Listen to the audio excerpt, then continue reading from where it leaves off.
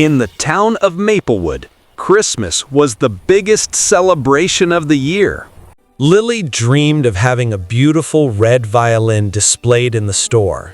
Sarah Parker worked 2 jobs but still struggled to pay bills.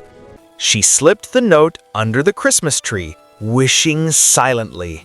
Christmas Eve was just 5 days away. Lily rushed to help her carry the bags inside. Lily visited her every day afterward, helping with chores. She felt proud of her daughter's heart. She spent her afternoons serving meals to homeless families. He was the community center manager, Thomas Reed. He wanted to do something special for Lily. The town council praised Lily's volunteer work. She imagined playing at the school Christmas concert. She wished she could make Lily's dream come true. Maplewood looked like a scene from a Christmas movie.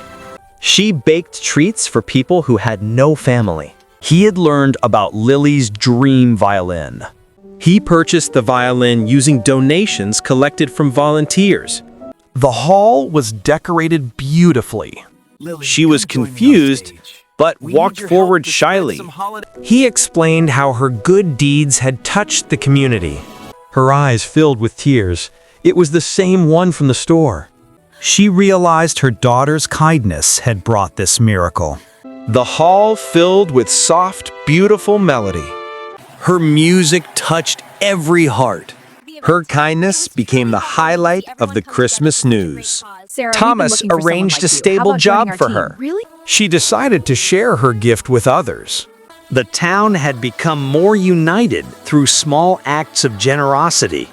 Lily learned that kindness creates miracles money never can.